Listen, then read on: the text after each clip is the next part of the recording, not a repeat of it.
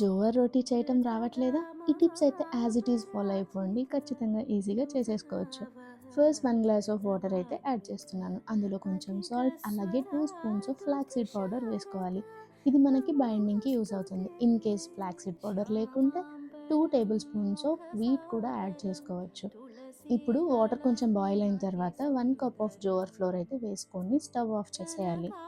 ఇందులో కొంచెం ఘీ or oil ఏసుకొని లిడ్ క్లోజ్ చేసి ఒక 10 మినిట్స్ అయితే పక్కన పెట్టేసేయాలి. ఇంకా మనం ఆ ఫ్లోర్‌ని తీసుకొని బాగా మనం నీట్ చేసుకొని సేమ్ చపాతీ ఎలా రోల్ చేసుకుంటామో అలా రోల్ చేసేసుకోవడమే.